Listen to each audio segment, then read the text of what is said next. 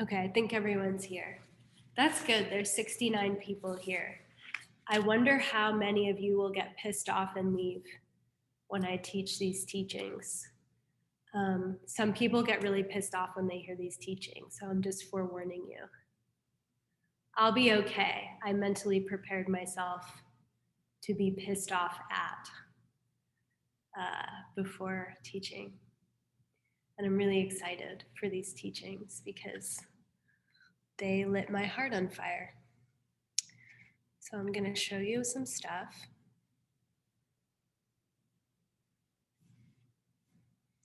Bear with me as I locate my items.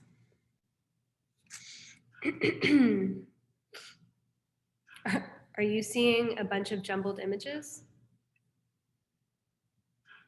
Hold on.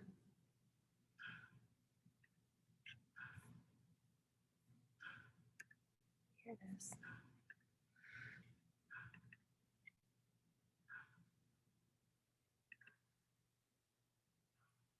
Okay, I think you can see it now. Don't worry, I'll make it bigger.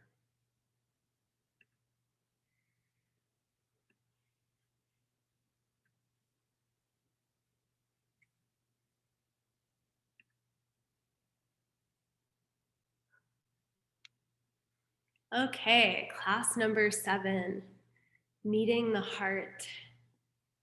We just came out of some really heady material on emptiness and the emptiness of our karma, the emptiness of our projections, why believing things that are self-existent are true is the gakcha, which is the object that we deny, which is the thing we have to stop believing is real in order to see emptiness. And emptiness is a lack of an inherent nature, which is our Buddha nature, which allows us to become angels. We just came out of that whole thing. And we'll touch on bits of it tonight. The reason why that logic is so important is that these radical compassion practices rest on the seat of that logic. It's what allows them to function, and it's what allows them to make sense to our mind. Without an understanding of karma and emptiness, basic karma and emptiness, which we'll review, these practices will seem crazy. Okay, so a little bit about Lojong before we talk more about Lojong is that you can think about the entire compendium of Buddhist teachings. The Lamrim Chenmo, I think it is 1,000 pages long. The Lamrim is a Steps on the Path to Buddhism. That's like every lineage, every like group of Buddhism has a Lamrim. It's just someone sat down and said, this is how you become a Buddha. You could think about that, that's 1,000 pages long. Then you go into the studies on Vinaya, which Supriya will teach in March. Vinaya is like your vows, which really is the movements of the mind that the Buddha says, if you move your mind this way, it will free you. The teachings on that, 16,000 pages. Prajnaparamita, short version, is 900 pages long.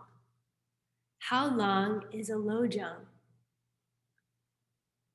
It's like 1 page.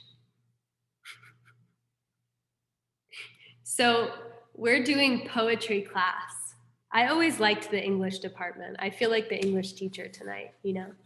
We're gonna read some poetry and we're gonna allow the depth and beauty of these poems, of these dhampas, which we'll talk about what that means, to sink into our heart and stir up the radical transformation that we've already created the seeds for. Otherwise, you wouldn't be in this class.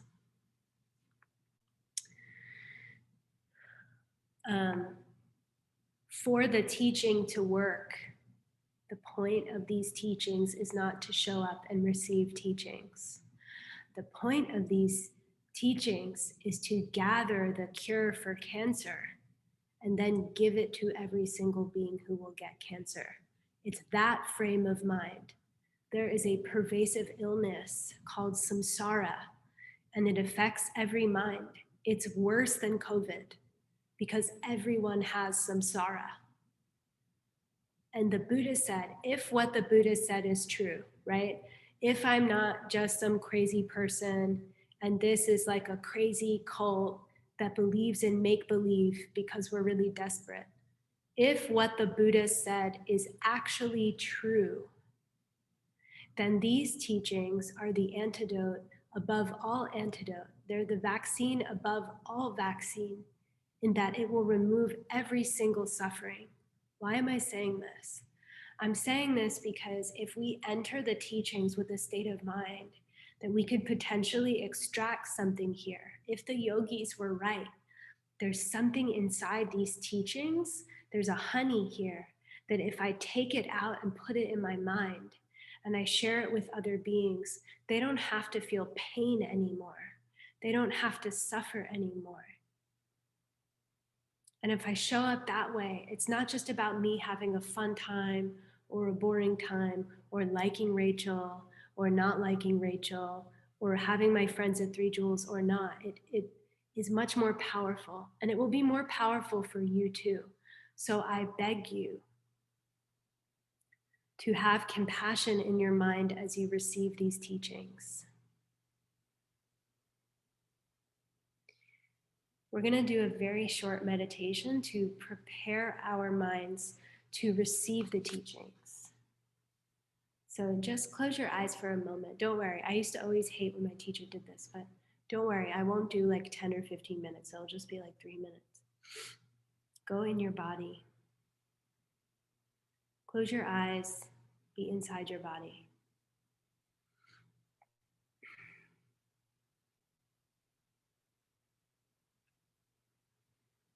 Reflect that you have an immense fortune to even be curious about a spiritual teaching that could help you and help others.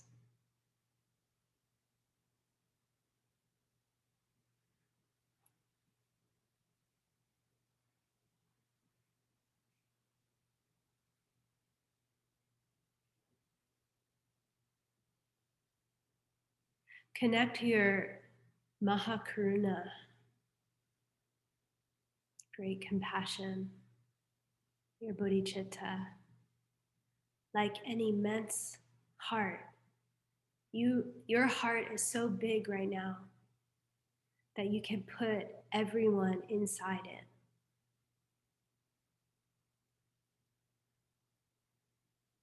Everyone with a mind, you gather them into your heart and say, don't worry. I know that it seems bleak out there sometimes. I'm going to figure this out for you. Whatever goodness I get from this, I'll send to you directly.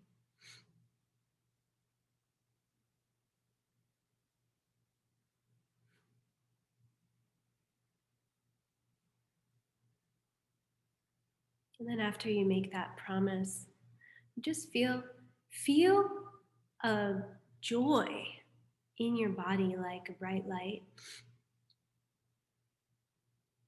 And just appreciate yourself for having the desire to even help anyone other than you. That's such a rare thought in this world.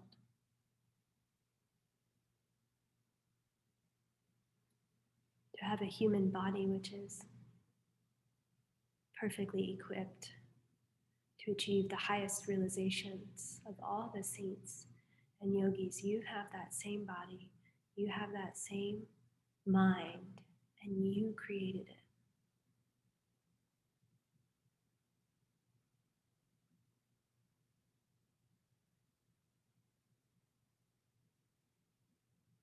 And if you have vows, you can rejoice in the promises that you've made.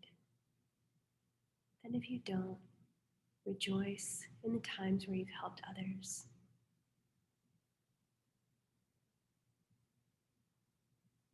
Just pick one or two.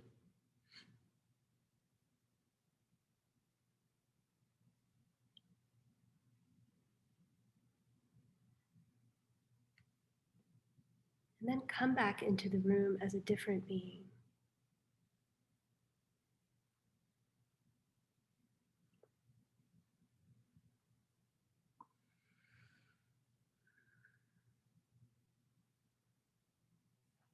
Okay, good. Thank you. Inspo time, inspo time, inspo time. That's a peacock on her eye.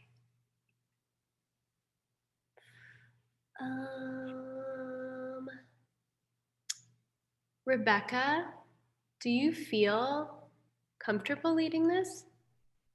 I could try. Sure, I'll give it a whirl. Okay, give it a whirl. Feel free to jump in, Rachel. Okay. Sashi Puki Jukshin Metok Tram Rirab Lingshin Yende Genpadi Sangye Shingdu Miktel Wargi Trokun Namdak Shingla Chupar Shok Idam Guru Ratna Mandalakam Niryatayami.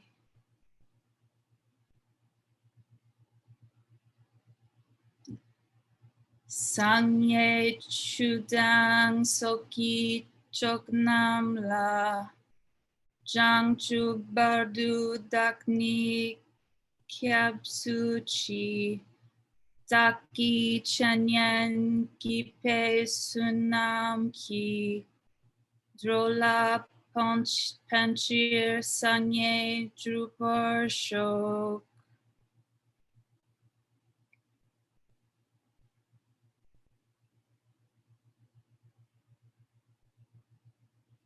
Oh, do I do it twice? Oopsie. Okay.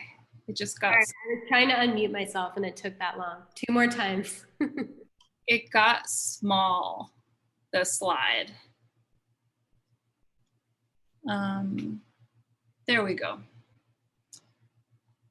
Sangye Chudang Soki Choknam La Jangchu Bardu Dakni Kapsu Chi Daki Chanyan Gipe Sunam Ki Drola Panchir Sanye Drupar Shok.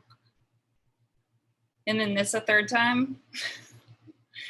Sangye Chudang Soki Choknam La Jangchu Bardu Dakni Kabsu Chi Daki Chanyan Kipai Sunam Ki Drola Panchir Sangye Drupar Shok.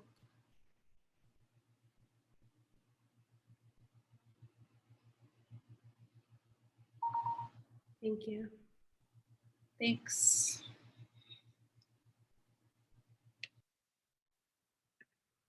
So we just started off very strong. The first prayer is offering a perfect world in exchange for the teachings. So the cosmic joke is that the teachings are what creates the perfect world. So we say, oh yeah, like help me get there and I'll give this to you. But you imagine the mudra that we do, it's supposed to represent the universe, 4 continents and the great Mount Meru at the center. And we imagine like everything beautiful, carpeted with jewels, beautiful animals, clouds of incense in the sky, and like rose petals everywhere, all that stuff. And we say, here, take this. Please bless my mind. I just Please just help me understand. And then in the second prayer, the refuge prayer with the rib cage, that is like saying, these teachings protect me, specifically the parts of the teachings that are about emptiness, the lack of an inherent nature in my mind, in my world, means that the way I see my mind, the way I see my world is coming from my own mind. That is a protection. It helps me because then I can create the world that I want. If I understand how worlds are created and destroyed. Otherwise, it's just happening automatically, and we really don't think about it. It's not like you study Buddhism and then suddenly you're like, oh, I know this magical spiritual power. We're all doing it all the time. But the thing is, our minds work in this automatic way, according to Lord Buddha. We react in certain ways, we speak in certain ways, we think in certain ways, and that's why we see the world that we see. But when we go for protection, we're like, Rachel, don't be an ass. Remember, you're creating all the assholes. I mean, that's the negative side of it, but you get what I'm saying. And we'll go deeper into it, especially if it's your first class. Don't get scared. Okay, great ideas of Buddhism. This is what we're doing together. So we already covered embodied compassion and wisdom in compassion. Those two are a coded reference to a text called Anne. Sorry, I always call on Anne. I need to like tab through, but you know the answer. Oh, she has to connect to audio. Bodhisattva Tara. Sorry. I don't know. I can't remember. Charyavatara. Girl, you got this. Say it with meaning. That's okay. I can't. Oh, we're way down. Oh, okay. Sorry. We can hear you. Oh, you did. Yeah. The Bodhisattva Charyavatara question mark? Sorry. So we studied this text. No, it was perfect. It's called the Bodhisattva Charyavatara. There's this guy, Master Shantideva. He says, listen, you want to have a good world? You have to be a saint if you want a good world. This is how to be a saint. And then he goes through how to act, how to think, how to meditate, why things are appearing the way they're appearing. Then proving logic to freedom. That's what we just finished. We just studied like algorithms for the nature of reality. Take my thoughts apart and figure out, what assumption am I making when that person shows up late for lunch all the time? I assume that they mean to disrespect me. And that assumption necessarily follows from them being late all the time. And then we broke it apart, right, Julia? And we found out that like, wait a second, it doesn't necessarily follow every single time someone's late for lunch. It doesn't mean that they don't disrespect us. That might be how I feel. And then the Buddha says, okay, if that's how you feel, that's a suffering. And we don't want to feel that way. None of us want to feel that way. So then we have to figure out, if it didn't come from their lateness, if it didn't come from their chronic lateness, where did it come from? Because I want to destroy it. And then what we come to now is the heart training, Lojong. Where does it come from? It comes from some part of my mind. Did I mean to create it that way?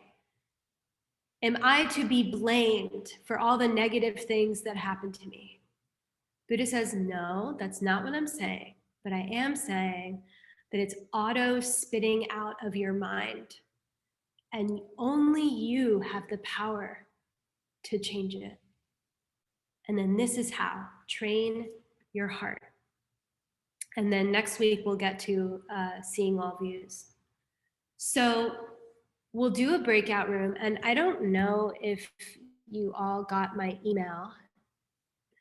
But what I'd like to do tonight, we just did a very, very quick review of what we've been doing over the past few weeks.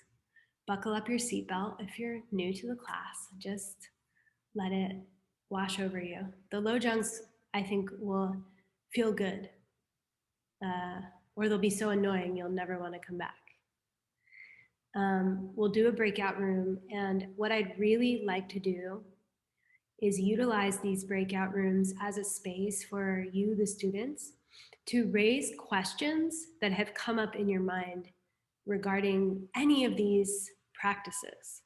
So I don't know. I've been talking to a few people over the past few weeks, and they're like, well, this sounds like spiritual bypassing, or are you blaming victims for the things that happen to them? Or what about babies who get cancer? Are you saying the baby created their cancer? All of those are like very normal objections to hearing karma for the first time, second time, third time, fourth time.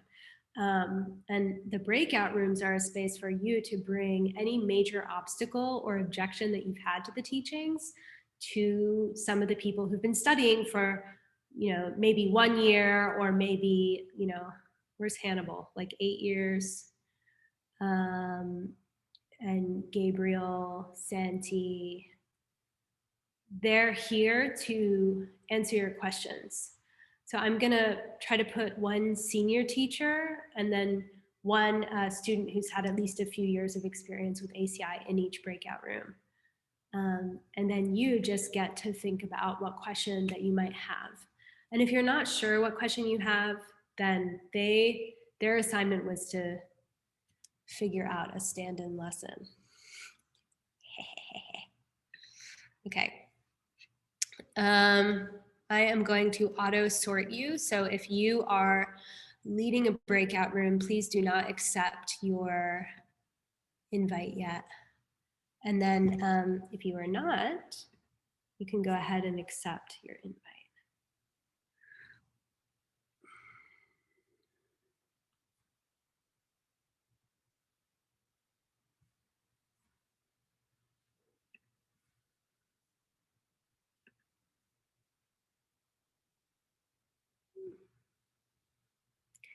Oh, Jolie's here.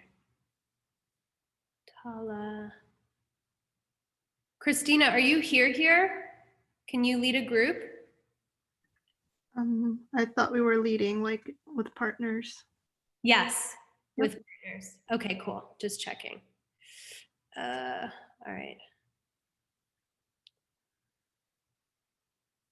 Okay, let's see how it feels. I hope we left feeling more motivated than when we went in. So for those who don't know, 3 Jewels, like culture, usually when these Dharma classes happen, like after the class is over, we all hang out and talk. And if you got my email earlier, you know that I put it in the email. I'm like, we don't really get that opportunity too much virtually. So I rolled the dice with these breakout rooms and hoping that there were some meaningful conversations and they felt meaningful for each of you. I heard a lot. We covered a lot of ground and started to try to address, like, what does it mean when this big stuff happens? Like, how does karma apply then? Because when it's easy to apply karma, I don't feel so rubbed in a certain way. But then when you ask me to apply karma to certain things, there's part of me that's like, fuck you. Like the moment the teacher says it, you're just like, don't say that to me. And we'll go a little, you know what I mean, right? So we'll go into that. We'll investigate that a little bit more. But what I want to do right now is I want to set the stage for these teachings. And I know I've been using Marina a lot because I used her to teach emptiness. But now I'm going to use her to teach Lojong. If I can find my presentation. Okay, here. Sorry, it's because I have so many windows open all the time and I never close them. And then when I need to share my screen, there's like 50 options. So I know at least one other person in this chat knows about the artist is present. I know Christina knows because Christina actually went right to this particular exhibition, but many of you know, this happened like maybe a decade ago in New York City. And Marina Abramovic, I want to show you a clip from the documentary on this beautiful performance. And so she's a performance artist, and her performance was sitting in a chair in a museum and then giving people full, complete eye contact and attention for as long as they wanted to sit there. And she did it for the entire opening hours of the museum in the MoMA, from opening to close for months. And I'll send you the link to the whole documentary. They had to put a poop flap in her dress so that she could use the bathroom in the chair. I mean, this isn't the crux of the teaching, but the whole point was I see her as a yogi, and she kind of like fasted and like prepared her mind and prepared her body to sit for like 10, 11, 12, 13 hours a day for days and days and days and days, offering her body and offering her mind to anyone that would want it. And to me, that's Lojong. So let's just look. I wanted to give you that preface because this clip will not. Can you see her face right now? Do you see the correct screen? Okay. I'm just going to go ahead and minimize you a little bit. And then hopefully this plays the way I want it to.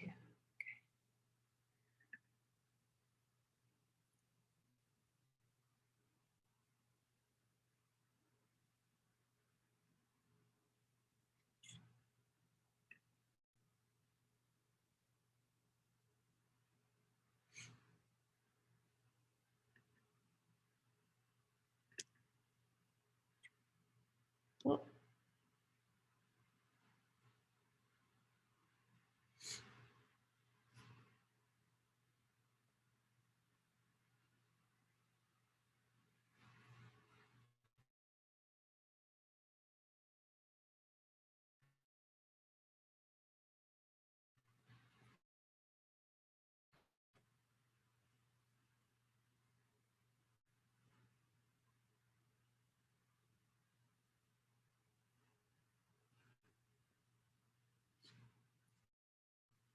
me, but you're all frozen. You're frozen. Okay. Now I'm back. Okay, I'm gonna try it one more time.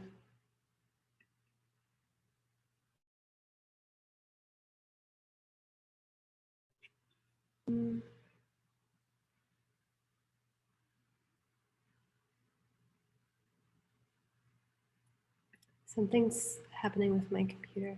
Hold on.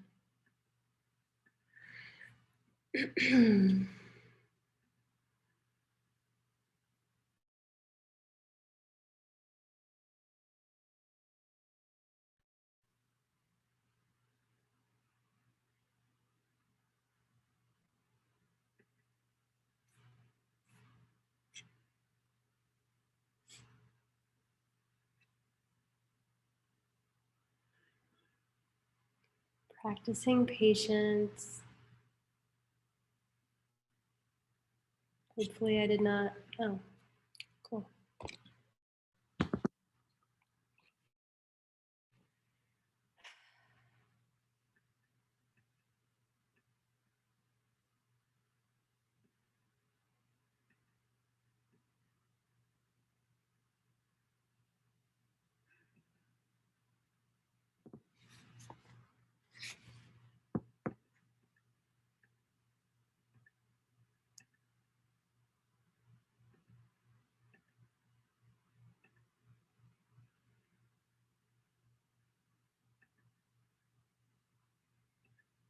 Okay, and then I have to teach like 1 million Lojungs super quick.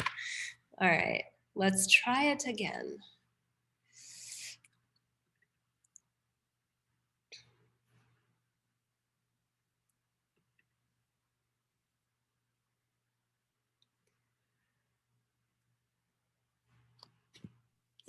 Enable the chat so we have something to do. No, watch the video. Think about compassion. Sorry, Jolie. Okay, let's try.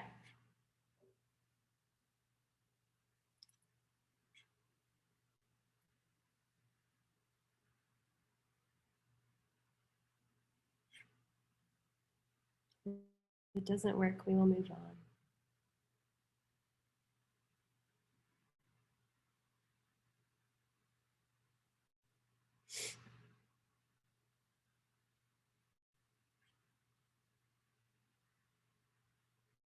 Are you working?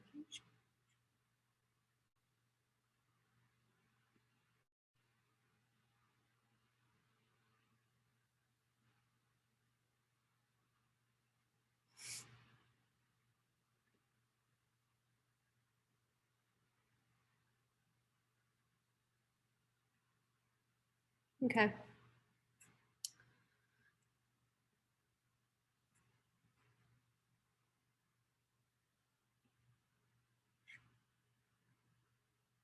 Yeah, it's not gonna let me.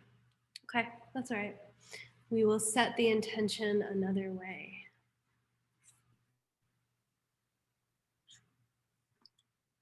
Now to What's her go. name? Huh? What's her name? Marina Abramovic. I'll send you the video in my wrap-up email. So the point of the Lojong teachings is all about giving up the world the way that it's supposed to work. And the point of me showing that video was really just to connect your minds with the fact that we are all told and we all believe that there's a certain level of success, there's a certain level of recognition, there's a certain level of like sexy partner connection that will make us happy ever after. All of the myths in our society, from like cultural myths to the stories that we learn as children, are like, if you do these things, if you acquire this special product, then you'll feel good. So spend all of your life trying to find the perfect partner. Spend all of your life trying to make millions of dollars, building up your reputation, building things that will necessarily, because of the way that they are created, must be destroyed. And the point of these teachings, the reason why they were secret for so long, these teachings were not taught publicly for a very long time. Why? Because people still think that if I work hard and I leapfrog on the backs of other people, if I exploit people, if I lie, if I cheat, if I steal, then that's what's going to get me ahead. And it should be about me. It should be about my success. Even if we have it in very nuanced ways, we really believe, I think, we really believe that if I just move these parts around, I will feel good. And then some people will go through certain lengths to move those parts around. And then other people will say, I'm a Buddhist. I'm going to move the Buddhist parts around. Those mindsets, according to Lord Buddha, are both equally screwed. You may get like a slightly better future if you're just kind to people, moving the objects. But the point is that we believe that we're going to get something out of this life. And the Buddha's like, okay, if you think that, I'll give you these teachings. Be nice. Don't kill people, okay? And then there's a group of students who at some point, they realize the way that we've been trying to do things isn't working out. And I'm actually kind of tired of trying so hard and then watching all of the things I thought were going to make me happy, like slip through my fingers. Like I'm tired of trying the next partner and having them turn out to be shitty in the same way, or the next job that I thought this promotion, like I thought my work-life balance was going to be better at this corporate America job versus this corporate America job. 1 year later, disappointed again. Well, what about this therapist? Zoe was talking about self-help books. Well, what about this self-help book? What about this religion? What about this religious practice? What about this next training? What about chakras? I haven't tried those. Eventually, you're like, F the chakras, F all this crap that I've been accumulating. It's not working. It's not working. And so when Hector taught this, he was like, the people that are depressed, that like are like nothing works in the world, they kind of have something right. My teacher who taught me this stuff, he was like, if you're depressed, you're probably noticing like how we're all screwed, because we are. And then if you have that in your heart, I'm sick of trying. I'm sick of trying in a way and watching it explode in my face, even when I do it the nice way. Like I had that. I was in therapy for 13 years. I went to NYU. I studied psychology. I tried being nice to people. I stopped drinking because I thought it was going to make me happier. I took Lexapro because I thought it was going to make me happier. None of it fucking worked. And I got to this point, and a lot of people get to this point, sorry, and there's nothing bad about therapy. It's nothing bad about Lexapro. But you get to this point where you're like, wow, really nothing works. And then at that time, you either kill yourself, okay, or you numb out, or by the grace of your past karma, by the seeds that you planted before you even knew you were planting them, someone appears in your world and says, there's another way. There's another way, but it's not the way you were trying. And it's gonna feel really weird. And it might not make sense, but that's because you're used to a different way. You're used to, I take and I receive, not I give to receive. You really are, It doesn't matter.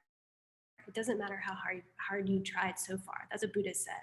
And it's very unnatural to apply these teachings. And it can feel like, I'm trying to prepare you so you're not too shocked when I read.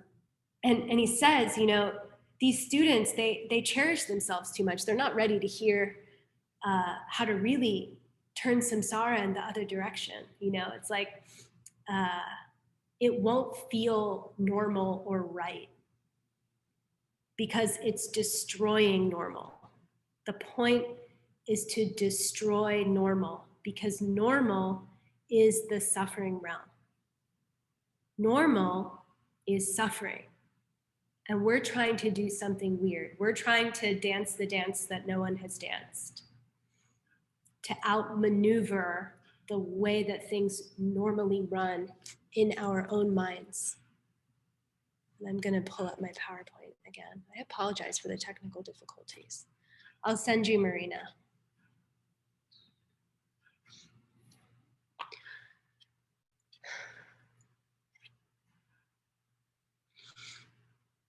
Okay.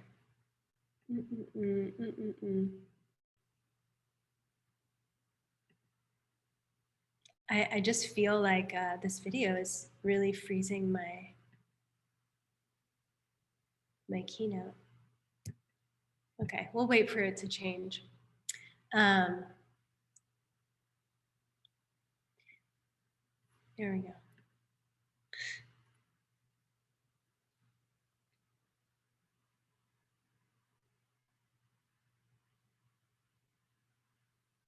Okay. So he's like, are you ready to try something different? Did you give up? Do you really give up? Do you promise that you give up the normal way? Please, please just promise. Promise, because we're all gonna die, and we are all equally going to die. We are all trapped in a meat cage with an expiration date. if that matters to you, if you're ready, if samsara has jolted you awake, then study the Lojong. And the source of what we will be studying is actually a compendium of multiple Lojongs compiled by Muchen Kunchuk Gyeltsen. This is him. And this is the list. You don't have to write it down now because we're going to go through it. I hope that we can finish the first 3 tonight. I'm going to do my best. What is a Lojong? What is a Lojong? The word lo means mind or heart. Jung, it's like a verb. It's to make something pure. It's to habituate something, to practice something, to develop it, to grow it. So the translation that Diamond Lion, who we're about to learn about, the one that he went with is developing the good heart. It's like training your heart. No, no, no. I know you want it to be about you. But wait, come back. Think about other beings. Hold on, come back. Think about other beings. It's like that. It's like that feeling. It's not fun. Dogs don't like being trained. Okay. But it can be fun. So we have to train or develop this sincere wish that we have to love and serve each other. And the reality is that we're junging all the time. We are practicing something. We are developing something. We have a lot of practice with normal. And this is why when we start to try to do these teachings, love everyone, see them as your teacher, find the gold, you know, when I try to apply these practices, it seems very awkward and weird. And we do them secretly. This isn't something that you look at someone and you're like, oh, they're Lojonging. Like you can't, it's not possible. It's usually when they're doing something that like seems really normal, it's a secret practice. It's not a tantra, but it's like sort of getting on the edge, which is why it was kept secret. They call tantra like the self-keeping secret. If you don't understand how to extract the nectar from those teachings, you can read a tantra and it won't do anything for you. Nothing will change in your life because it's designed to protect you from something that if you don't have the technology in your mind yet to process, the emptiness technology that we just reviewed last week, it won't function. So too with Lojong. We're practicing to purify our own hearts from self-cherishing. And it's like,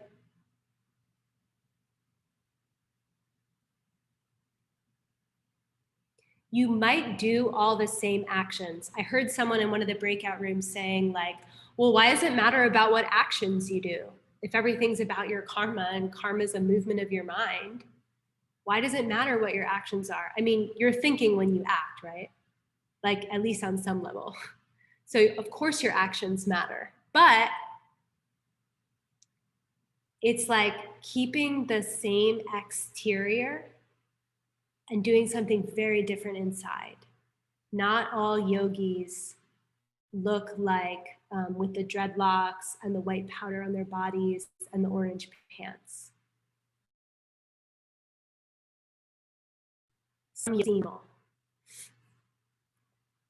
If you can remember the 3 realities that we did last week,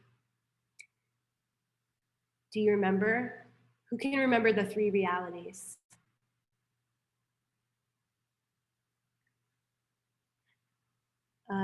Zach? No? It's not subjects of search and region, is it? That's logic. You mean the cheese? No. Evident, hidden, and deeply hidden. Thank you. Yeah. Who was in my group? We talked about that. Alana's like, guys, come on. Not guys, people. Thank you, Santi. So the Buddha is saying there's 3 realities.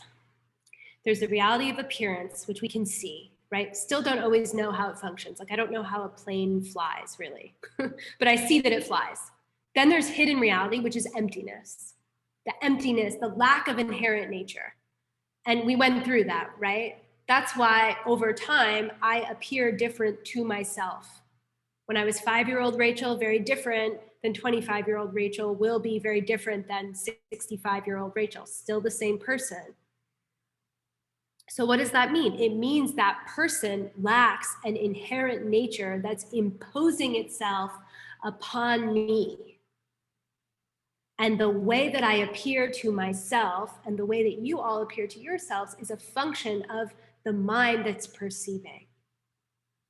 Okay, if that's how reality actually works, if I can see the emptiness, the kokyur, the hidden reality, then I can start to understand how to shift and change the things that are appearing to me. If I can see the kokyur, and if I can act in accordance with the shintu kokyur, which is the deeply hidden reality, which is karma, how is it exactly that when my mind moves, the emptiness, those objects which possess emptiness appear in a different way? What relationship does my mind have with these objects, with my reality, that it's constantly shifting and changing in this way that I can't quite grasp? The Buddha says, pretend you know what's going on. Act in accordance most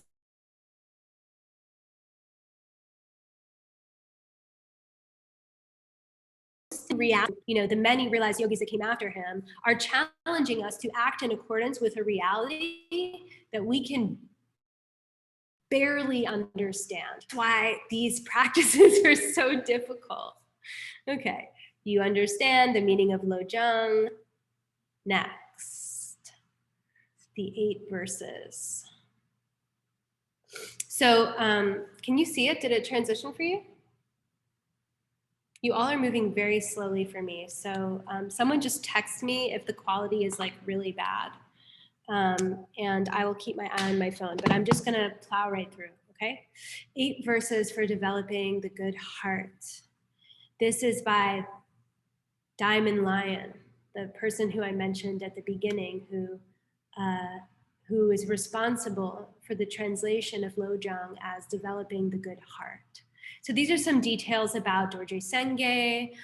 He was what's called a Chunkya Rinpoche, which when Tibet was Tibet, there was a lineage of lamas that were consultants to the Chinese emperors called Chunkya Rinpoches. And so Dorje Senge was the second in the lineage of Chunkya Rinpoches. Rinpoche means like precious jewel. And what happened was they actually had to hide his identity because at the time tensions were sort of rising. He is the former incarnation of Pabonka Rinpoche. So for those who have studied the lineage, right? Jason Kappa taught Pabonka Rinpoche, who taught Ken Rinpoche, who taught Geshe Michael Roach, who taught Hector, who taught me. And that is your lineage.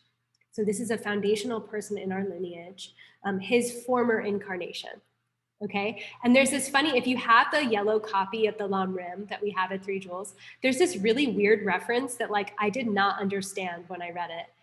They just say, when we asked Pabonka Rinpoche about his former incarnation and whether or not he was in fact the second Chunkya Rinpoche, he said, well, I do enjoy Chinese chaise lounges. Like he said he had an affinity for a certain piece of furniture and they were like, oh, it must mean the incarnation. But anyway, if that's at all interesting to you, you can check out Steps on the Path. We have it at the bookstore. Anyway, so he says, Lojong in 8 verses, which is what we're about to move through.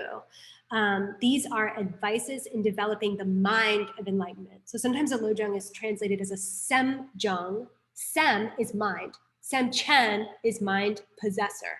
Semjong, Jung is to purify, train the mind. Okay, AKA the good heart. This is him. Lower left is a lion in the Tibetan depiction. Okay, verse 1. I'm giving you the essence, and then we'll read through the verses, and then we'll unpack the verses. And maybe we'll only get to the 8 verses. Okay. Verse 1, love everyone.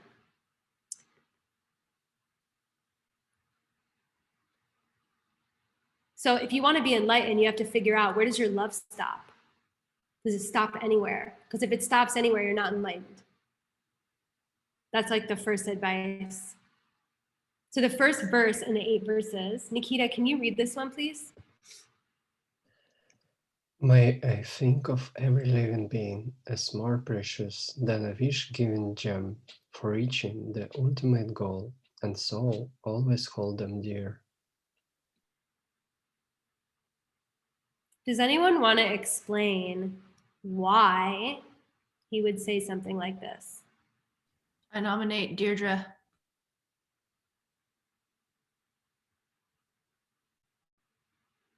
Could you explain, mention that again? I have a little dog here that was making a lot of noise. I couldn't hear.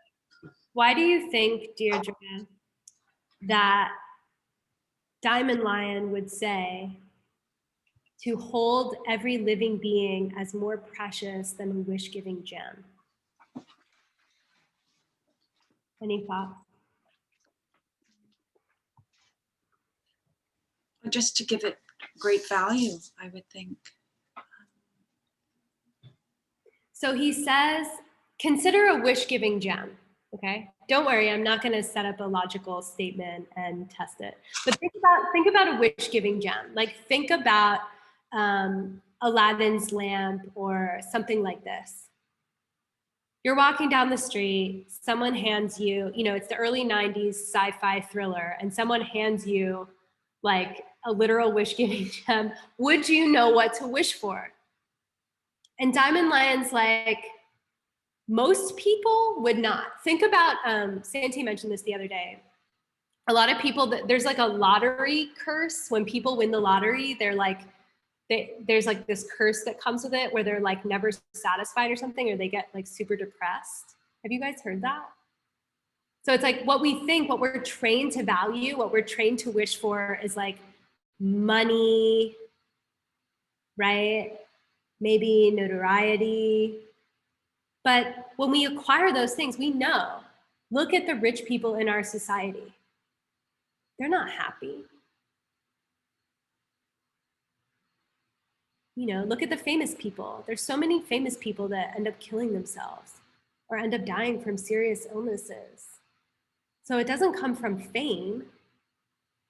All the things that we think bring us pleasure don't actually give us pleasure. So he's saying, even if you had the perfect wish, you wouldn't know what to wish for. It's the other beings around us that show us how to get there.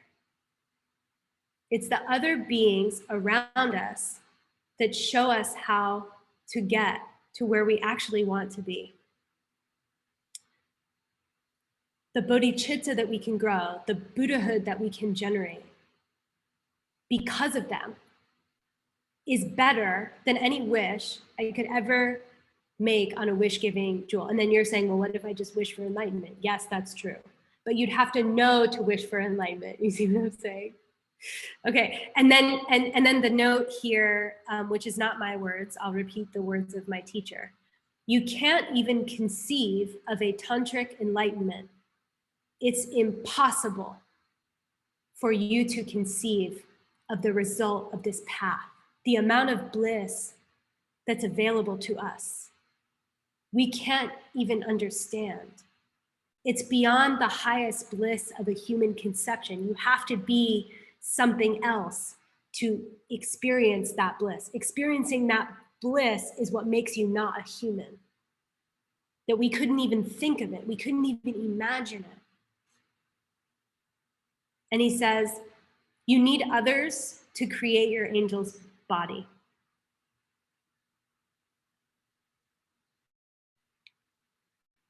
We'll go deeper.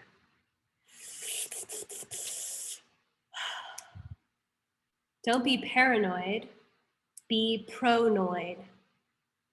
Don't be paranoid, be pronoid. What's pronoia? Anyone want to guess if you don't know?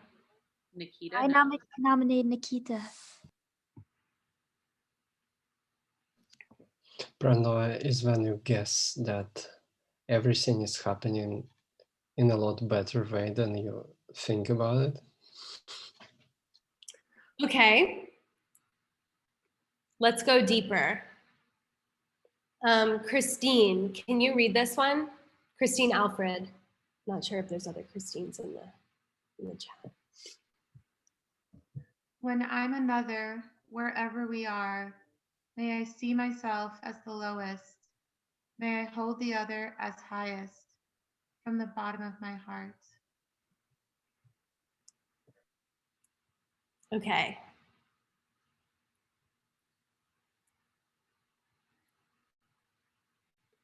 This teaching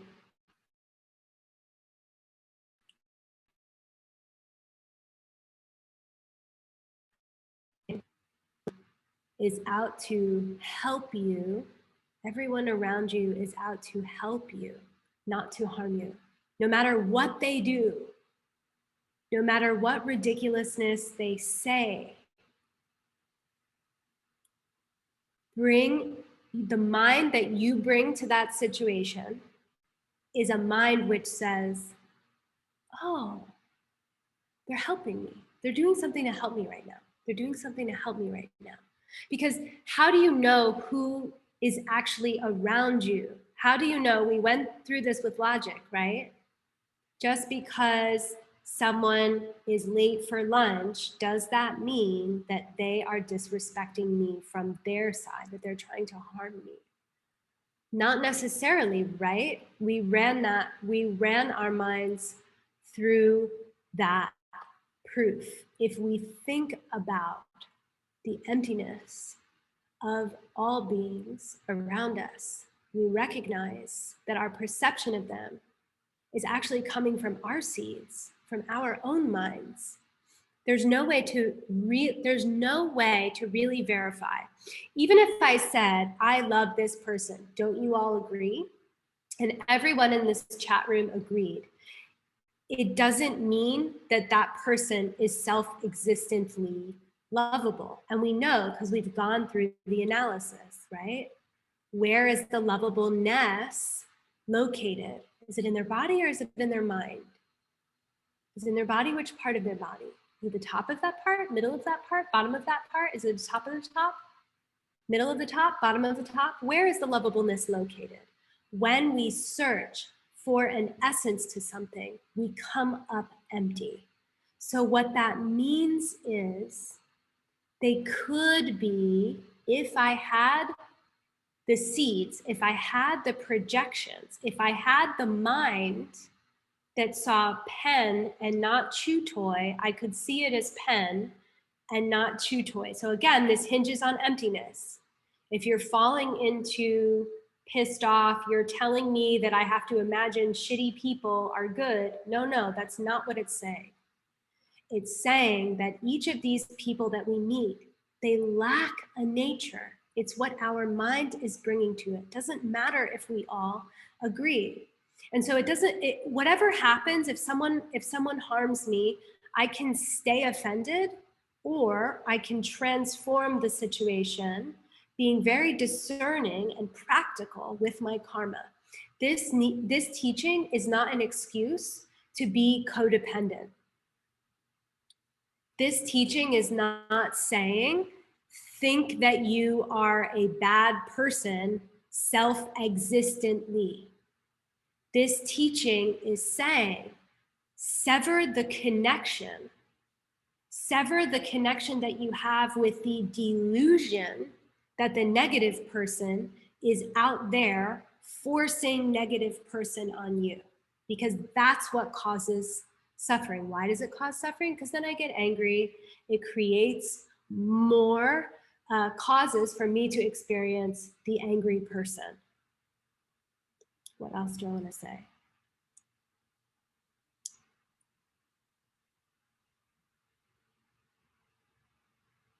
a way to talk about it in your own mind is like, wow, they're showing me compassion. Wow, they're giving me a chance to practice patience. Oh my goodness, they're offering me the chance to try to practice the wish for enlightenment. They're giving me the opportunity to create the angel's body. And if we can bring our mind to that, if we can bring our mind in that way to every situation, it's not saying pretend that this situation feels good. That's not what this instruction is. It's saying if you bring this mind of where is the teaching here? Where is the opportunity here? You force a future perception of a negative situation as it being a teaching.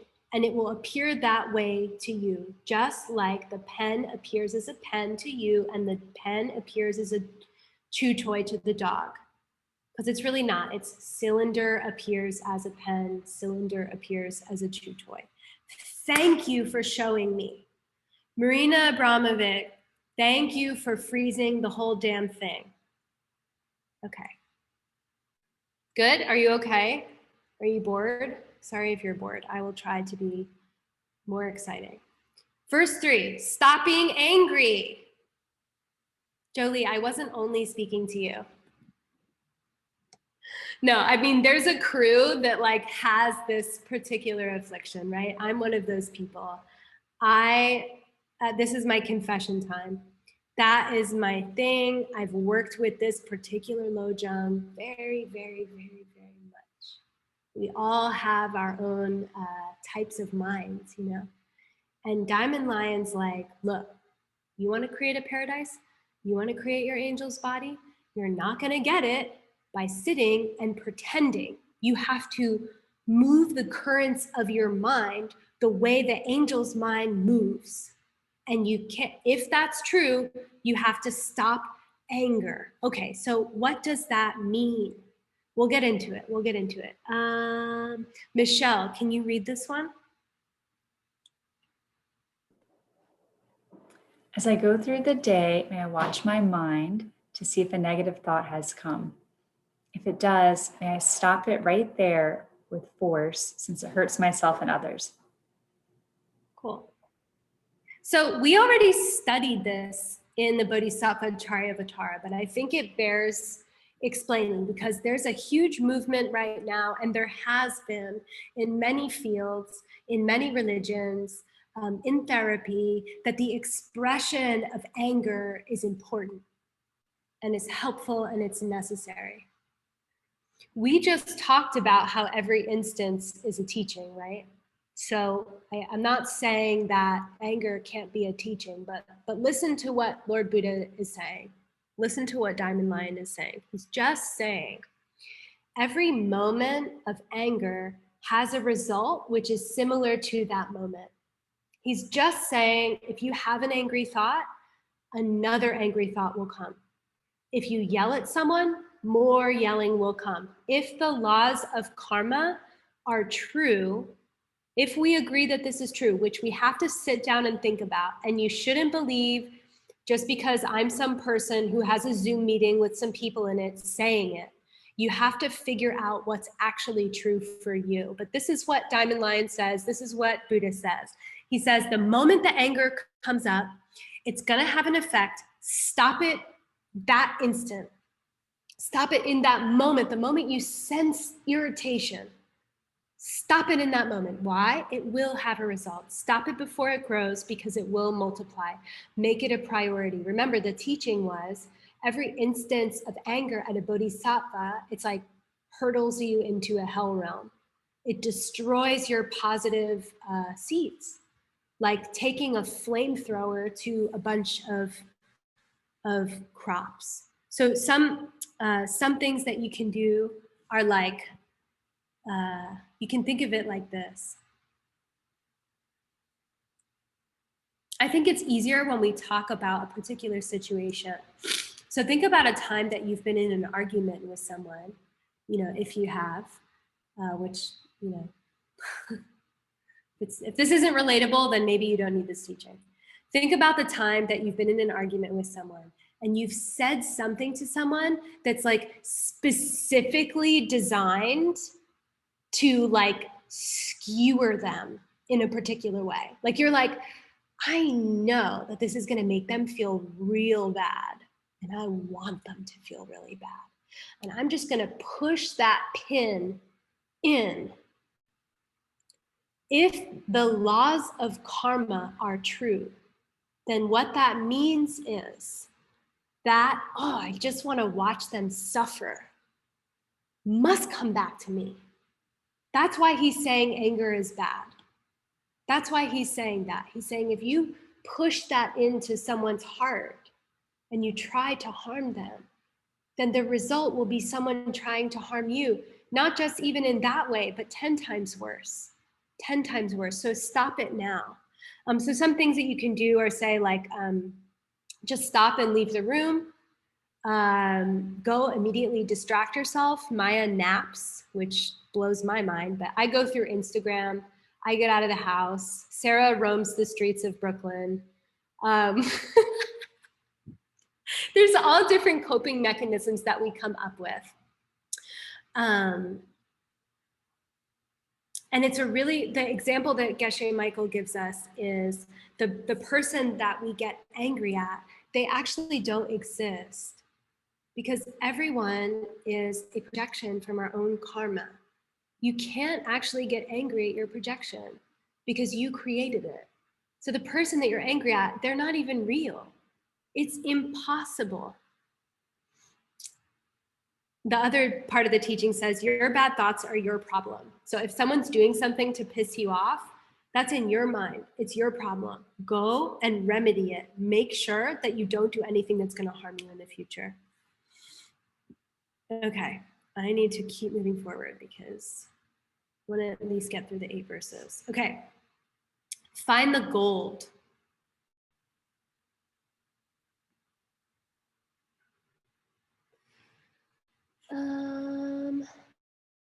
Dana, can you read this one? Sure. At times I will meet bad people, tormented by strong bad deeds and pain. They are hard to find, like a mine of gold, and so may I hold them dear. Woo! It's like when you read this one, you're like, no, it's like, it's even worse as it goes on. It gets even worse as we go through the 8 verses. It's like more and more like, it feels disgusting. You know what's disgusted? Normal. The normal in your body and the normal in your mind that wants to survive. They want you to just be a human and die. That's what normal wants. And it curls up. It's like disgusted by these teachings. It's disgusted. Even to the point where you can feel it in your body like burning, like it feels hot to think about these things. And John Stillwell, who taught these concepts a long time ago, he said, a normal human reaction creates more normal human suffering realm. That was his commentary on this.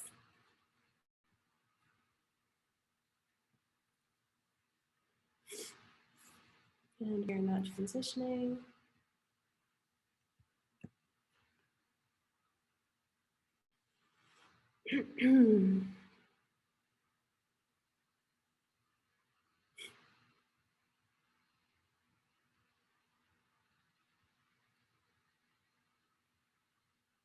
I'm just going to keep teaching while this lags. Hopefully.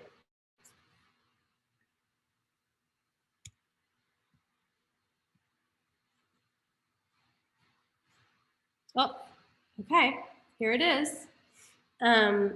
We covered this in Master Shantideva when he was like, yeah, as you get more expert level, people that annoy you are like really hard to find. Like and you can almost see it, right? Like if you've practiced for a few years, you can kind of see and notice how like it's only 1 or 2 people that really trigger you. And what are they showing you? And Master Shantideva and Diamond Lion are like, wow, what an amazing opportunity. Those are like the rough edges in the creation of the world that you've been wanting this entire time. What an amazing opportunity. Let me treasure it.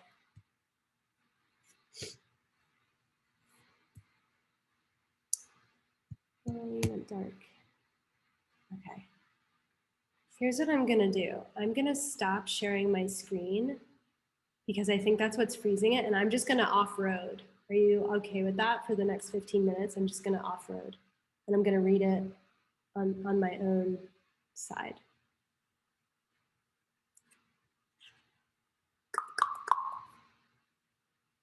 Okay, you can still see me. I'm just gonna put you on the right screen.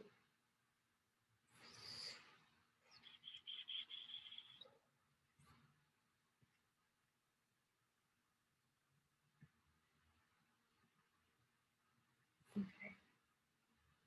Wow, we're really.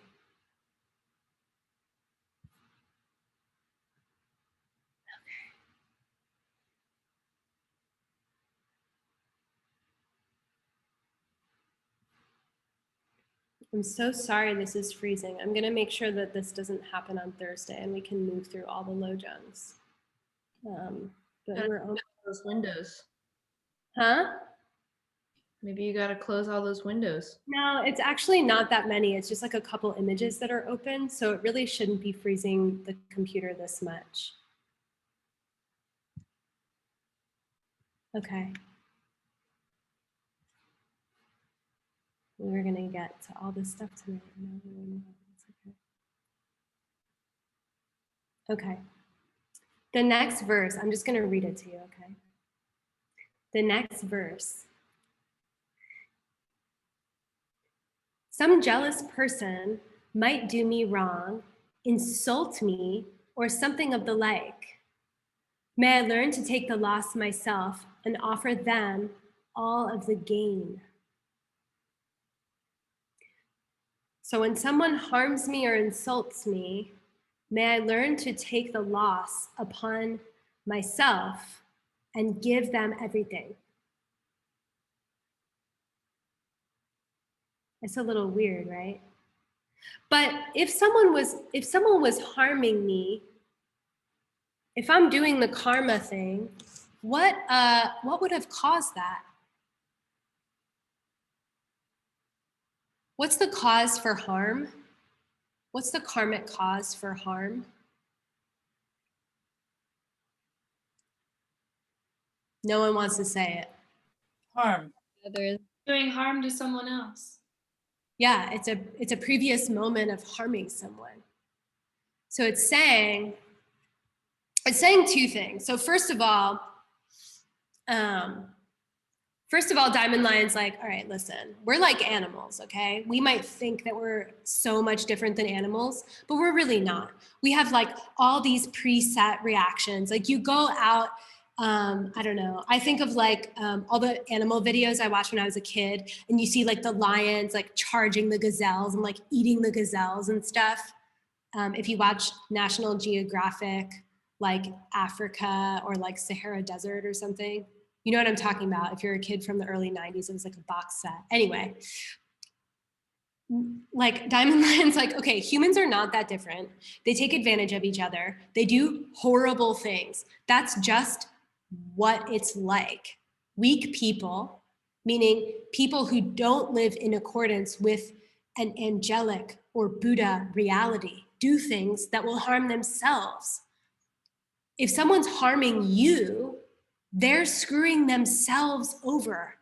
And the harm that you're experiencing was created by some other time that you might not even have remembered, that you may have planted before you were called you, and you were called so-and-so who lived on another planet 500 years ago in a different galaxy. Because we're looking at the world through the lens of past and future lives. So if it's true that hurt causes hurt, when someone hurts me, do I hurt them back? If I wanted to destroy hurt in its tracks, if I wanted to destroy hurt in its tracks, what would I do?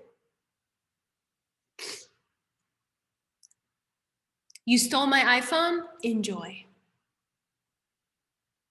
You lied and got the promotion? Enjoy. Take it. I offer it to you. Enjoy, enjoy, enjoy. And the peace and the beauty and the satisfaction that you get in that moment is that you're snubbing out the causes for that to ever occur again. But it's very strange because in the moment it looks like I'm losing something, but I'm really gaining something. It feels awkward. There's this sense of like, oh, well, if I do that, people are going to take advantage of me. Where did take advantage come from? And where does the end of take advantage come from? Do the opposite if you want the opposite. That's what the teaching is.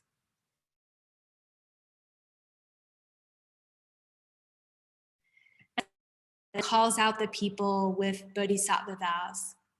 And he says, listen, you actually all already promised to do this when you took your vows. You actually already made this promise, so you can't like take it back now.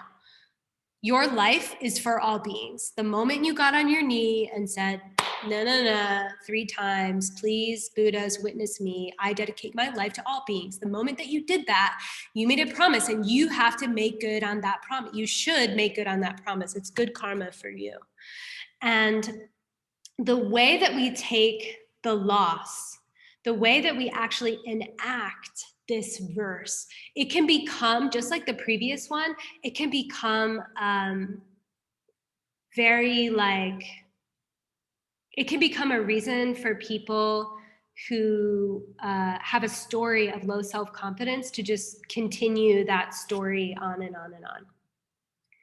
And the point here is that you do it without regret, with a joy that has this sort of like divine pride energy. Like, you know, you're doing something, you know, you're walking in the footsteps of a Buddha in the moment that you're doing that thing.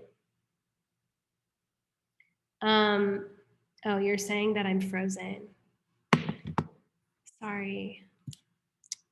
I'm so sorry, guys. I set everything up the exact same way.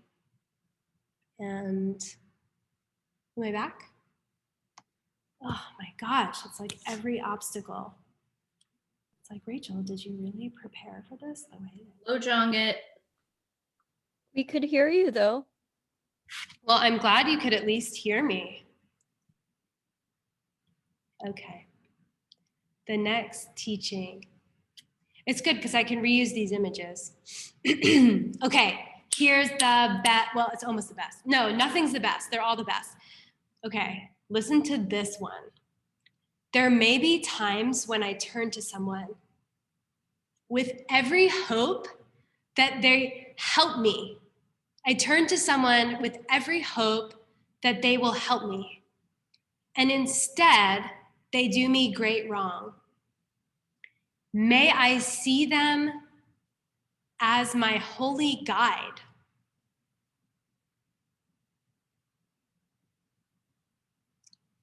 May I see them as my holy guide. I put all my hopes in you, and you just destroyed all of my hopes.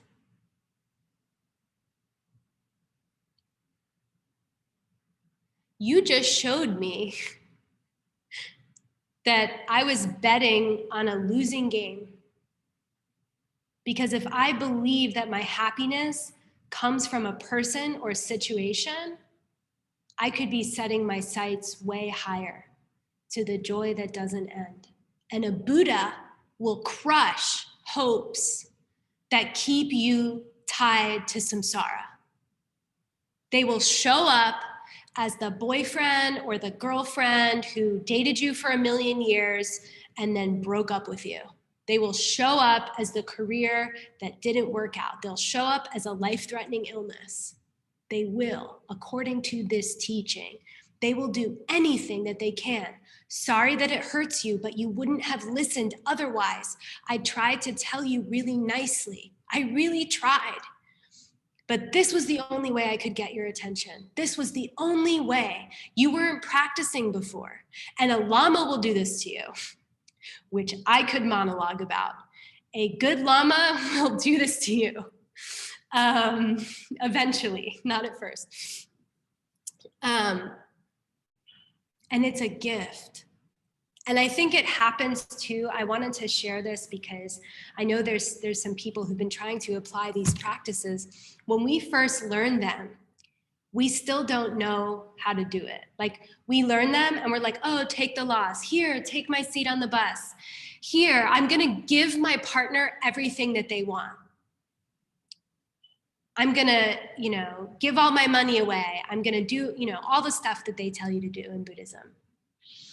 And then it doesn't work. But I did the karmas. I've been doing Tonglen like every day for a year. How dare this situation fall apart?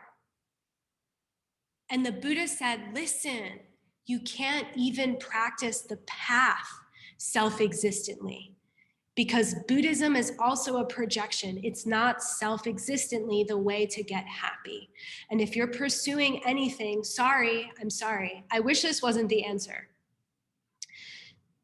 But I'm happy that it is, because there is one. And it's just saying, if you're putting your eggs in any other basket aside from total enlightenment for the sake of all beings, the basket will get crushed. And then when it gets crushed, know that the Buddha, who is appearing as your partner, who's appearing as your lama, who never treats you the way that you want to be treated, who's appearing as, whatever the hell, your shitty mom, that they're doing it to get you to a different place. It's actually the most compassionate thing that they could do. Thank you for waking me up. I didn't know I only had 5 years left to live.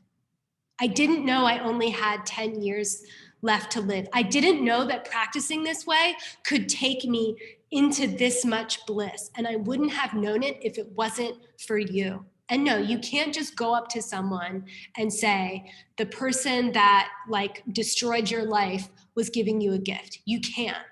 But if they're asking you to teach them Lojong, you can. Okay, moving on to the next one. The next one is Tonglen. Sorry that you can't read this, but I want to give you the lung. In brief, okay, then he's like, do all this stuff. Normal is like getting punched, and your body's normal, so it feels it, you feel it in your body, like, oh, I'm being attacked. In brief, may I give all help and joy to my mothers. May I give all my help and joy to my mothers, directly or some other way. May I take all the hurt and pain of my mothers in secret on myself. It's not like, hey, Instagram, I'm here, I'm loving everyone, and so I'm really taking the loss today. It's not saying that. It's in secret. You're actually sitting there wishing and hoping and praying that every shitty thing ripens on your body and your mind. Please give it to me. I can take it. I got the teachings on emptiness. Give it to me. Don't give it to my mom. She hasn't heard them yet. Don't give it to my sister. She won't know where to go. Give it to me. Give it to me. Let me take it upon myself. So when they say mothers, what do they mean? Donna, do you have a guess what they mean?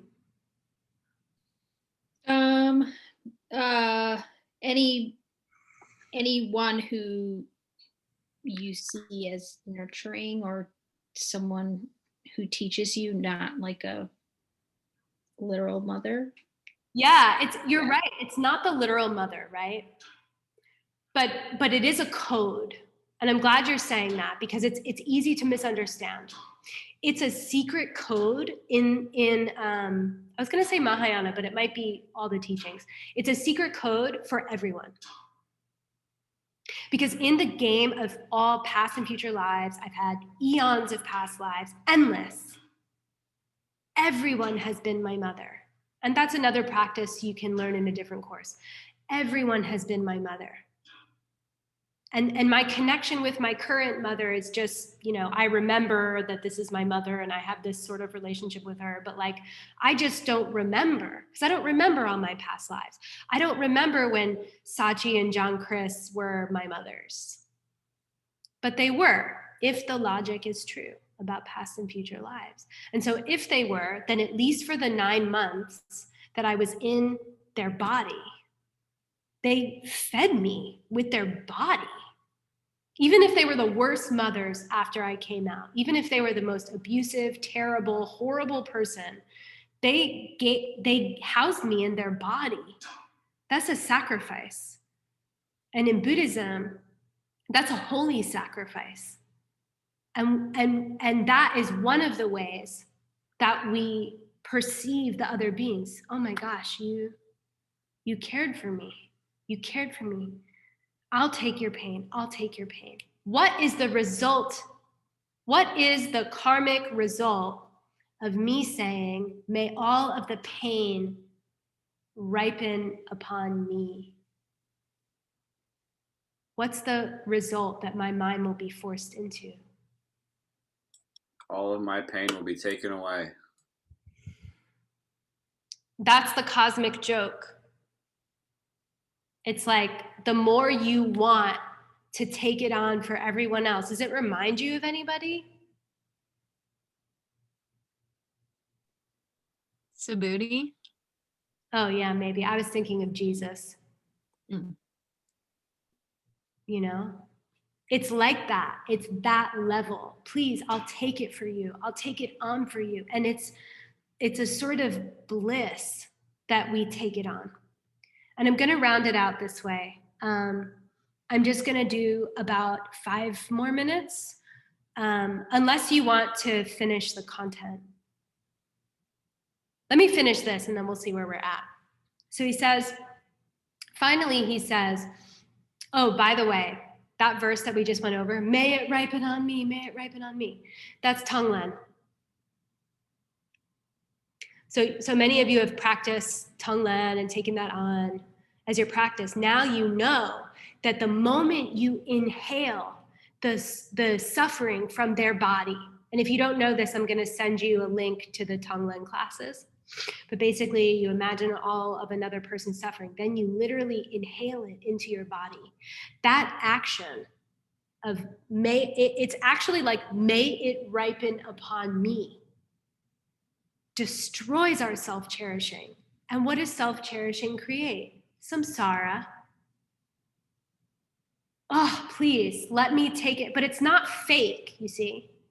Because if it's fake, if I'm like, oh, if I'm only doing it to be holy or something, it won't give me that result. So my mom called me. You guys know my mom came to class the other night.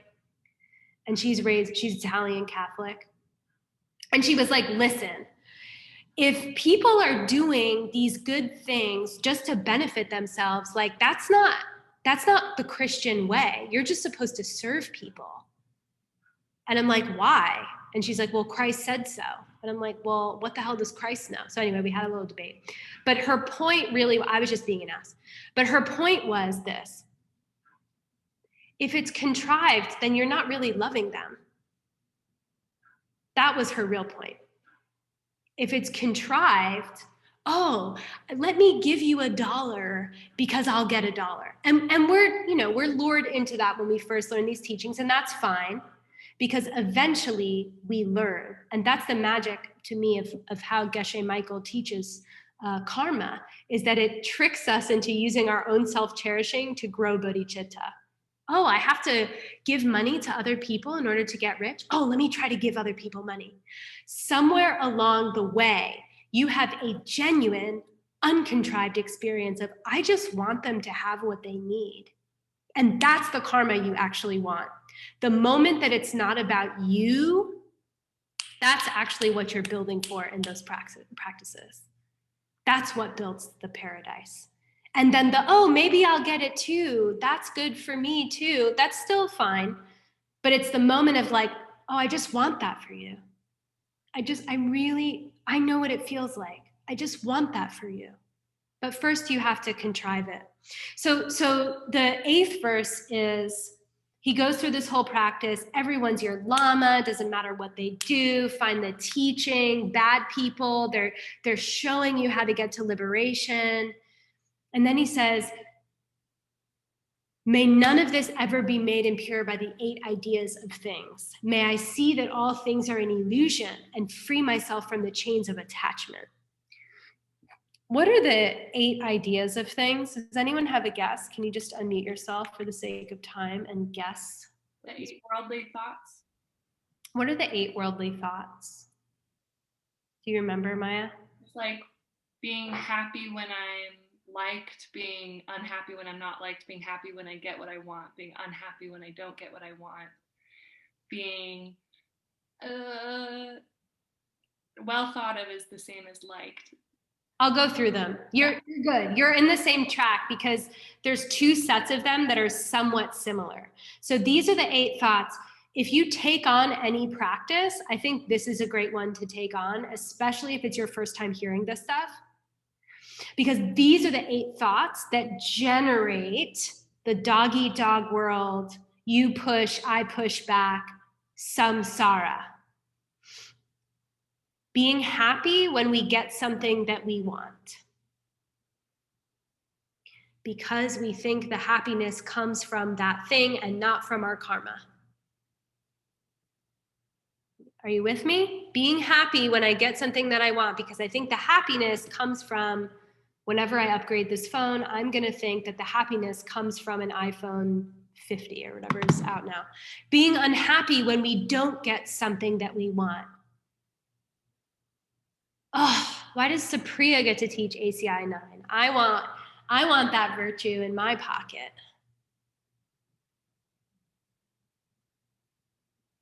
What's the result of being unhappy when people get good things? You know, being happy when we feel good, being unhappy when we don't feel good. This one I debated because I was like, excuse me, Hector, but like, isn't happy feeling good? It's not really about that. It's like, it kind of, to me, it goes to the joyful effort. It's like, even if things are difficult in my body or difficult in my mind, I can still have this joy in taking on the practice. So even if I wake up like really depressed, I can be like, oh, okay, this is ripening. I don't have to feel bad that my mind feels bad. I'm gonna go clean my altar. I'm gonna go take care of someone. Being unhappy when we don't feel good, similar premise. Being happy when we're well known. I need 10,000 Instagram followers to have self-esteem. Then once I get 10,000, I'm gonna be like, listen, really nobody cares about you until you have 50,000. And then if I really want sponsorships, I need like 5 million. And if I'm really gonna make money, you know how it goes. It's like the honey on the razor blade. It never, the satisfaction doesn't ever come from the notoriety. And likewise, don't be unhappy when no one knows who you are. Don't be unhappy when no one knows who you are. And there's this moment, I think, no, I'll say the other thing. Being happy when we're spoken well of. People need to believe and say that I'm doing the right thing in order for me to have confidence that I'm doing the right thing. They have to say that what I'm doing is right. Otherwise, I feel like shit, even if I did the right thing. Classic example of 8 worldly thought. I'm just dumping my mind onto you. Being unhappy when we're not spoken well of. Similar premise, right? When I ingest these thoughts, so much of it is habituating our mind to karma and emptiness. I always have to get to this point in my practice where, and we have these desires come up. It doesn't matter how long, you know, until they're gone, they're there, you know? And so to me, I give myself an ultimatum. This is Rachel commentary for whatever it's worth. It's not the words of the Buddha. I give myself this sort of ultimatum and I'm like, well, what do you really want? And I start to fall in love with this identity of a person that really wouldn't care. I'm okay doing the right thing, even if everyone thinks that I'm doing the wrong thing. I know that it's the best thing I could have done in that moment. And so it doesn't matter if everyone thinks I'm an asshole. I have to do what's right. It doesn't matter if it doesn't feel good. It doesn't matter if no one recognizes me for doing the right thing. I just have to do it. And I'll be okay doing that. I'll be okay doing that. It's like falling in love with your own integrity. And then the integrity is so closely aligned with the way things really work. And that's why the compassion teachings, like I loved how Elisabeth was teaching in her group. She said, you know, when you do the wisdom practice, it has to be wrapped in your compassion. They're so intertwined. I wanted to talk about POA, but I don't think we will. But I do want to share with you one closing remark, which it's okay, because we won't get to the 7-point practice tonight, and I might not even teach it. I might just do Wheel of Sharp Weapons on Thursday. There's a master practitioner of this Lojong. This is how I'm going to close it, okay? 5 more minutes, please.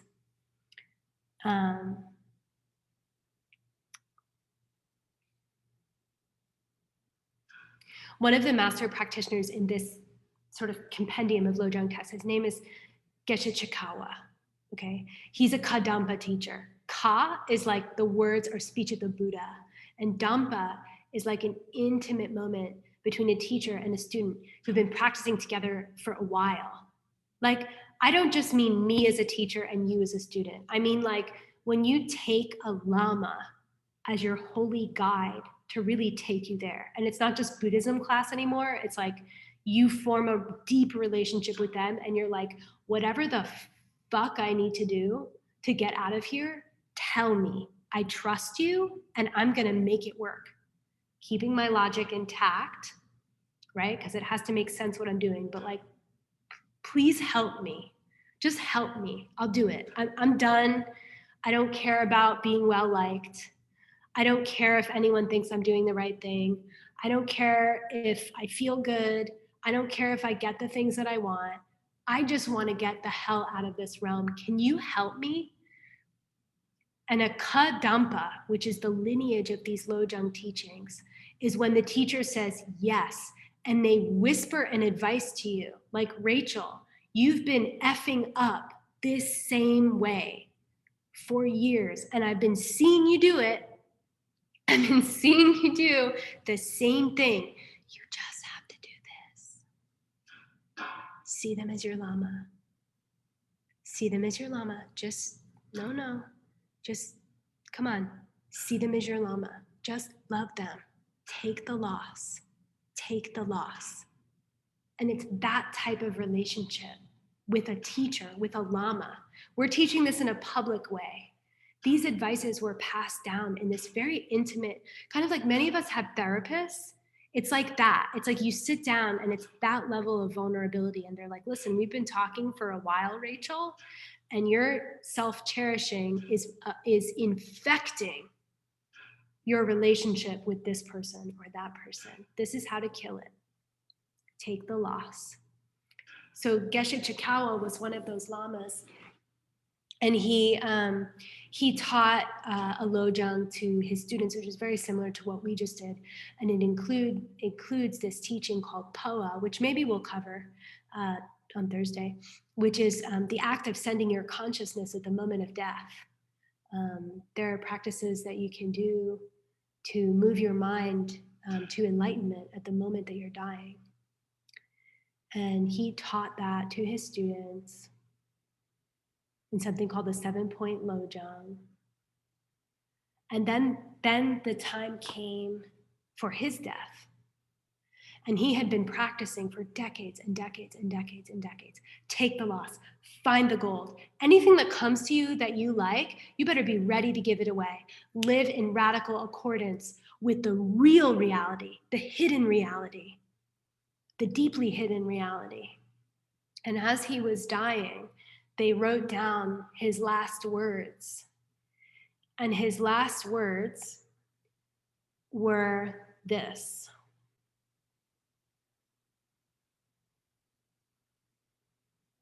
I was praying that I could pass on to the lowest hell for the sake of every living being. It's not working. I can't go. All I can see before me now is the paradise of enlightenment.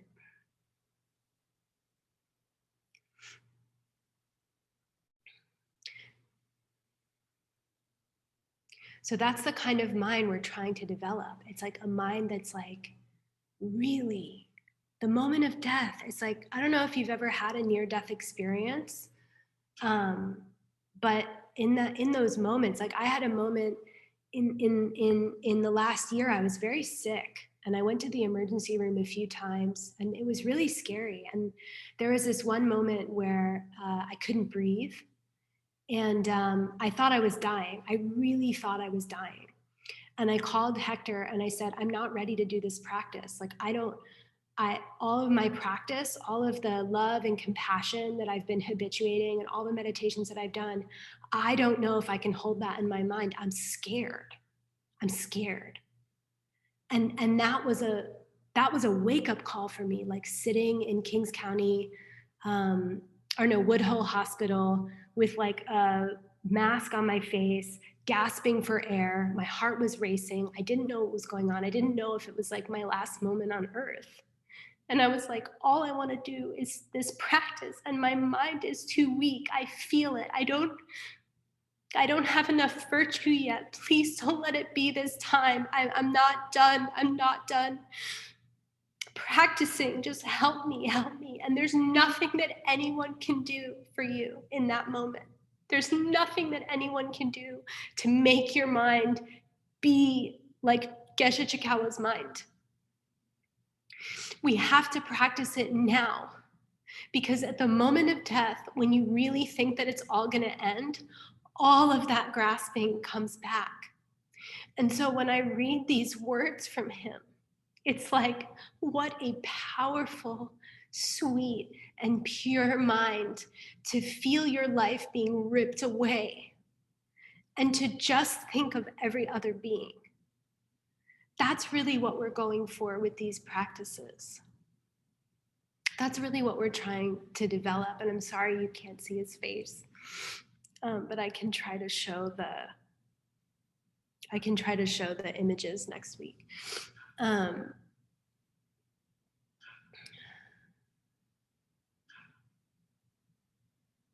So that's what we're doing here. We're trying to use very strong, it's okay, I'm okay.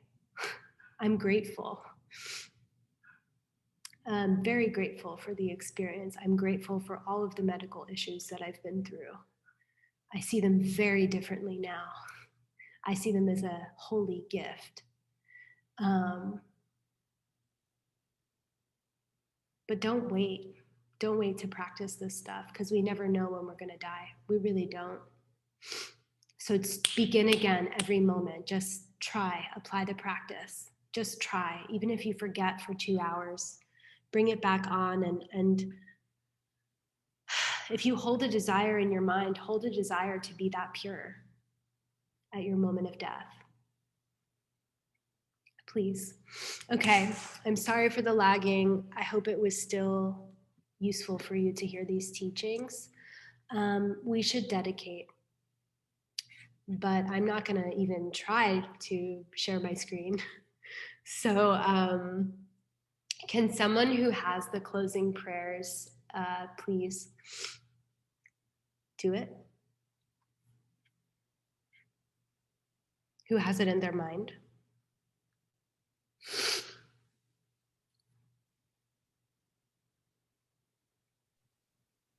I can do it. Oh, okay, thanks. I'll do it. Yeah. Sashi puki jiksin metok chan Virabdinshyanande Gempari Sange Shingdunite Uarki Drukun Namdak Shingla Drupasho Yeram Guru Ratna Mandala Kamneyatayami Gewadi Gewokun Sunam Yashe Sokshun Sunam Yashe Lejunwe Dangpa Kuni Topasho.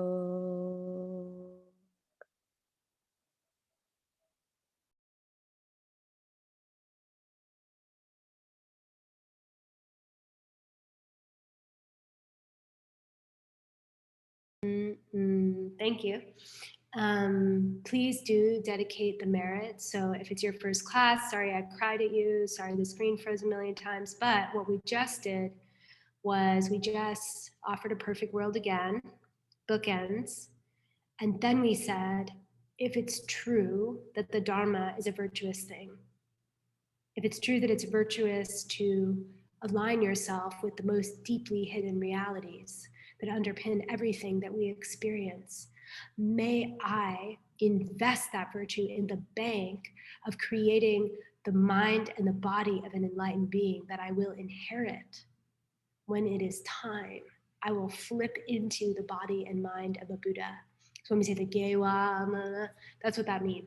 It's saying, take all that, invest it. Cool thing about this investment is that it multiplies every 24 hours. For takeaway practices, I'm going to suggest that you take just one lojong. We only covered, one, but you can take one of those verses and then try to practice it the next couple of days. Just see how that goes for you. Like if there's a difficult coworker or you're having tension with your family or your partner or your friend, maybe you practice seeing them as a teacher. What are they teaching me? The teachings aren't always apparent. Sometimes they're deeply hidden. Sometimes it's just shoving your face in emptiness. Like, that's the teaching. So consider that. Thursday we meet again. There's a meditation for you to complete. If you don't know, Sarah's doing meditations on Monday evenings. I'm happy to take one or two questions if anyone has like a burning question. Are you good? You're good. You're freaked out that I cried. How did you get so lovely? It's your karma. Ask Santi how lovely I am.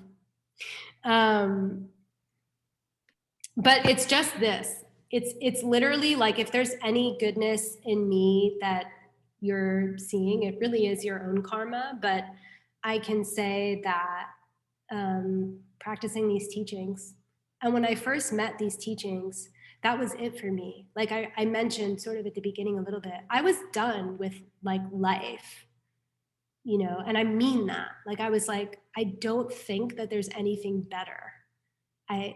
I'm trying everything and it's not working. And it's not working. And like, maybe there's some other way. And then luckily in the moment that my mind started asking those questions, these two guys popped up at a cafe near my house. They happened to run a Buddhist center. And I'm the type of personality, like I was talking with Steph Seiden about this, if she's still in the room. Like I met the teachings and I was like, oh, this is it. That's it. Everything else out the window. Like, do not care. I still kept my life and my job and paid rent. We should all do that. Maintain relationships with people. But I really was like, nothing else matters except this stuff. So this is what I'm putting 100% of my energy into. And that's it. And that's all it's been for 7 years. Any benefit that I derive is from that. It's not from anything else. I believe that pretty strongly. And then, you know, meet people who've been doing this for decades and just check them out, you know. I'm nothing compared to my lamas. Like, you should meet my lamas. I'm just holding space. Like, you know, thanks for the opportunity. I feel really great saying words at you, but they're the real masters. Yeah. So I have a question, Rachel. Mm-hmm. You mentioned before this that some of these teachings might piss us off because of the fact that we may perceive that they are a spiritual bypass. Yeah. Right? Some of them. Some.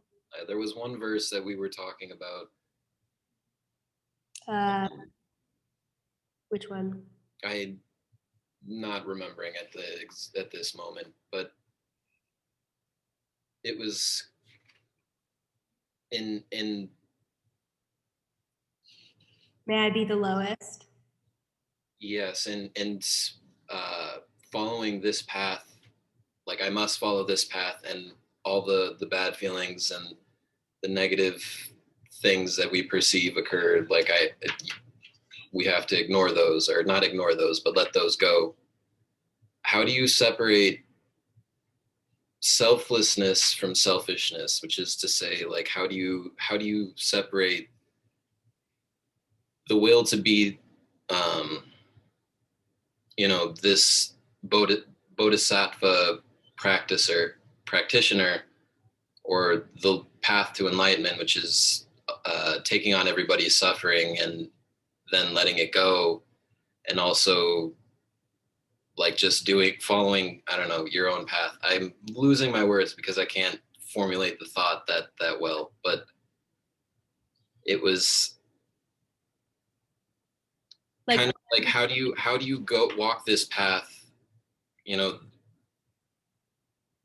seeking to do positive things for yourself and for others, and also ignoring the fact that you might be perceived in such and such a way? Because sometimes I feel like if you're just ignoring, you know, it doesn't matter what anyone else thinks of me after this point, I just got to do this thing, follow this path. It doesn't, nothing else matters. It's how do you separate the actions of selflessness from selfishness is what I'm trying to get at. Bringing that up, it's important. It's like, if I really care about all beings, it actually does matter how they see me. But it doesn't matter in the way that my mind is tempting me to make it matter. I think a lot of our minds are like, oh, like people need to say that I'm doing the right thing. Like with my teacher, a lot of people have a problem with this lineage of yoga, with this lineage of Buddhism. I don't know if you've noticed. Some of you have. People criticize my teacher's teacher. And I don't care anymore, because I know when something is good and when it is right. And so when people are bothered by this lineage, or if they're bothered by a particular teaching, I can take care of their mind because I have compassion for them. Oh, I'm sorry that you don't understand. But I don't say it like that, because then it's condescending. It's like, oh my gosh, you're having this come up. Okay, let's talk about it. Let's workshop it. But in my heart, I'm not moved, you know? I'm like, oh, okay, like, you know, you do you. Like my sister thinks I'm insane. I should have a certain job. You went to NYU. You were gonna get a PhD. You were gonna be the intellectual person, and now you teach Buddhism for a living. I feel that heavy. So it's that kind of thing, and it's like, oh, okay, I understand. There's some things that are true, right? It's like you have to know how to take care of yourself in the world. It's not like I give away everything and go and live on the street. It's cold out in New York City. I would die. So there's still some, maybe not die, but you get what I'm saying. There's still some nominal things that I have to do to live in the world. But if someone is looking at my lifestyle in a particular way, I can just speak for myself, but I know a lot of us have come to this realization of like, oh, okay, I know what's important to me and I feel strong about what's good. And I can protect your mind with whatever affliction you have about it, but it's not going to make me change what I do. It might make me change the way I say certain things because I don't want it to be misinterpreted. And we'll actually get to that, Andre, next week, because next week is all about what the Buddha said and what the Buddha meant. And there's this amazing quote that I got from this Instagram account of this other Lama and like, I think a Nyingma lineage or a Kagyu lineage. And he says like, we have to think about apparent reality, you know? We know what's true and we say what's true. We're Buddhist practitioners. But if someone holds a gun to your face and says, say the sky is yellow or I'm gonna shoot you, you'll say the sky is yellow. You will. You made a vow not to lie, but it's more important to protect yourself from suffering, right? So he says that. You're like, yeah, I get that. And then he says, the Buddha teaches under the gun of the samsara that harms his students. And so the Buddha will say, yeah, the sky's yellow. Yeah, the sky's red. The Buddha will say whatever he needs to say to wake us up. And if it's a gentler path, don't worry, sister. I'm still able to pay my rent and get health insurance. You know what I mean? Like they'll trickle it into your ear. Don't worry, things are still, oh, but 3 Joules is a cool studio. Don't you feel good that it's cool? Oh yeah, see, that's nice. And then back here, I'm like, you know, Mahayana Buddhism, practice Lojong, like, you know, but you can't come out the gate like that to people. The Buddha can't come out the gate. If the Buddha came out the gate at us, he would just be like, listen, you're dying. Give everything away. Like he would say these Lojong teachings. How many Buddhist teachers are out there saying, see everyone that's harmed you as a holy angel? I bet you money that even though they're not teaching those things openly, they know those teachings and they practice those teachings. But you can't freak people out or they're not gonna, you see, it's like a wild animal. You gently feed them. They start to trust you. You feed them a little. You know you have the best intentions. You know you do. But you have to kind of trick them into understanding that they can trust you. I know this sounds a little bit crazy, but I think if you have started a spiritual path, you're gonna start to seem really weird to other people if you say everything that's on your mind, you know? And that's why it's a secret. That's why some things are secret. They won't make sense to some people. Certainly. Thank you. Of course, my pleasure. I feel great. Thank you. That was fun. Any other questions? I don't know. It's 10 o'clock. Santi's like walking the dog or something. I don't know what she's doing. Quick one. So Zach, when Zach said, you know, why are you so lovely? And you said that's just your karma. What does that mean? I've had a Buddhist yoga teacher and I remember being like, you're so cool. And she's like, oh, I'm just a pale reflection of you. Or that's just your projection. Like, what does that mean? It's like the logic teachings. Everything I experience, there is nothing outside of the projections of my own karma. Everything that I experience is a movement of my mind. So the way Zach experiences me is Zach's issue. And if it's good, then it's good. And if it's not, it's like what Diamond Lion said, sorry, your bad thoughts are in your mind. You have to take care of them. That's the Lojong, right? So if someone's appearing as good to you, that's good. That's why jealousy doesn't make any sense, by the way. Why are you jealous of what you created? You created the beauty of all these people. That's your karma. Feel good. You created the beauty. You created the wealth. So if someone is seeing someone else that way, that's their karma. Now, it's also my karma to have someone named Zach who says, Rachel, you're lovely. That's another karma. And then whether or not I agree with him is a different karma. And how I see myself is a different karma. Unless you are me or someone like me who has clairvoyance that can read people's minds, you can't judge anyone. That's the essence of that teaching. Okay, I'm gonna go. You all have my contact information. You can reach out to me with any questions that you want. If you're shy, don't be, because it's the only way we're gonna survive in the virtual world. Just email me or Instagram me if you have my Instagram. I don't care. I like talking about this stuff to literally anyone. Thursday, I'm going to try to fit, 4 hours of content into 2 hours, and we'll see what we get to. Come on Thursday. Even if tonight pissed you off with the technical difficulties, come on Thursday, because we'll go over like the essence of the essence of the essence of the essence for the most beautiful practice. So thank you all so much. Bye-bye. Bye, Rachel. Thank you. Thanks. Rachel.